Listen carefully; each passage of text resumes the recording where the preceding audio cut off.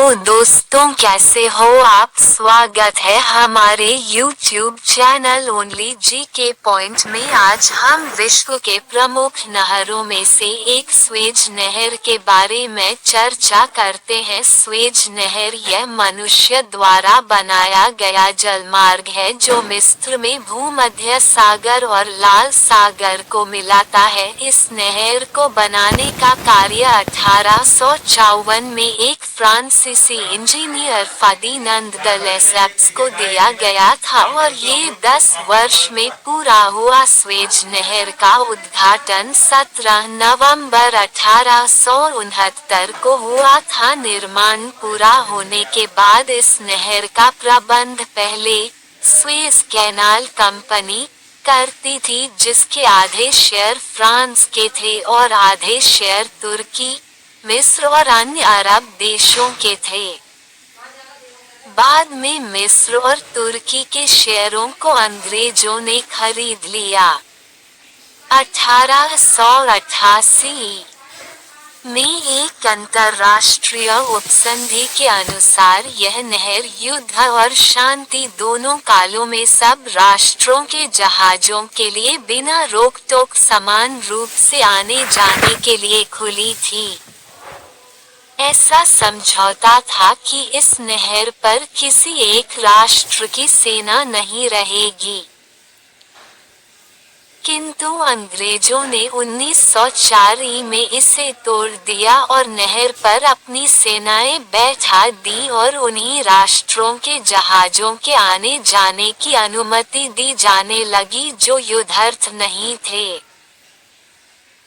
1947 में Suez canal company और मिस्र सरकार के बीच ये निश्चय हुआ कि कंपनी के साथ 99 वर्ष का पट्टा रद्द हो जाने पर इसका स्वामित्व मिस्र सरकार के हाथ आ जाएगा। 1951 में मिस्र में ग्रेट ब्रिटेन के विरुद्ध आंदोलन छिड़ा और अंत में 1954 में एक करार हुआ जिसके अनुसार ब्रिटेन की सरकार कुछ शर्तों के साथ नहर से अपनी सेना हटा लेने पर राजी हो गई। पीछे मिस्र के राष्ट्रपति कर्नल नासिर ने इस नहर का 1956 में राष्ट्रीयकरण कर दिया था। इसे अपने पूरे अधिकार में कर लिया।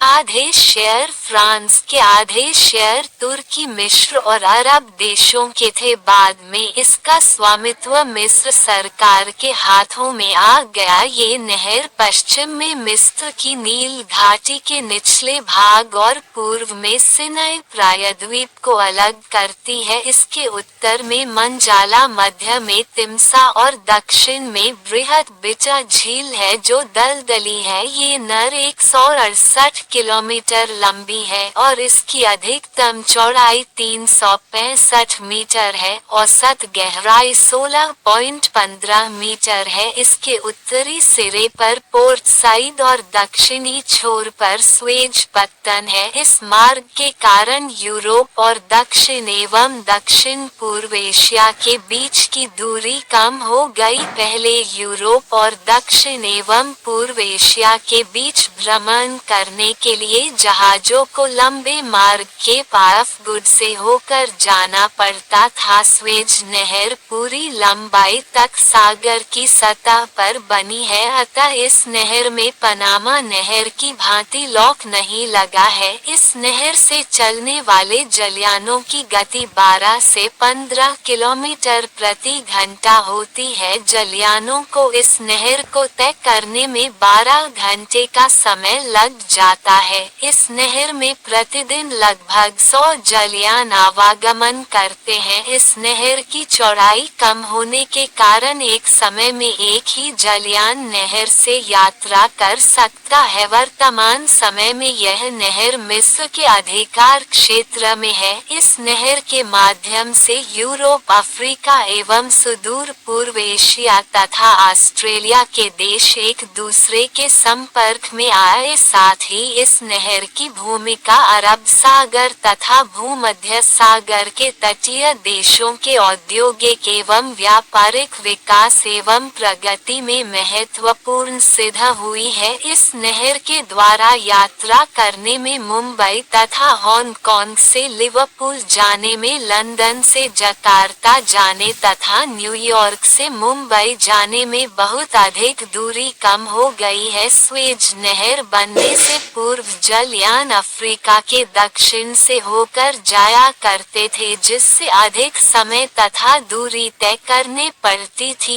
इस प्रकार इस जलमार्ग द्वारा यात्रा करने पर भारी मात्रा में ईंधन एवं समय की बचत होती है। आइए जानते हैं विश्व व्यापार में स्वेज नहर का महत्व। स्वेज नहर एक अंतर्राष्ट्रीय महत्व धारण करने वाला एक जलमार्ग है। अंतर्राष्ट्रीय सम्मेलन 1888 ईस्वी में ये घोषणा की गई थी कि यह नहर प्रत्येक देश के लिए युद्ध अथवा शांति दोनों ही स्थितियों में समान रूप से खुली रहेगी। वास्तव में स्वेज नहर पूर्व एवं पश्चिमी देशों को संपर्क में लाने वाली महत्वपूर्ण कड़ी है। स्वच्छ नहर का व्यापारिक महत्व निम्नलिखित है। पूर्वी देश से चीनी चाय, खाद्यान्न, चमड़ा, ऊन, रबड़, कहवा, खनिज पदार्थ, गर्म मसाले, जूट, तोवा, सोना, मक्खन, पेट्रोलियम पदार्थ, लकड़ी, सोयाबीन, हाथी दांत, नारियल, कपास, अन्य कच्चे माल पश्चिमी देशों को इसी नहर द्वारा भेजे जाते हैं। यूरोप वासियों ने अपने साम्राज्य की सुरक्षा एवं विस्तार के लिए स्वेज नहर का निर्माण किया था, जिसके द्वारा यूरोपीय देशों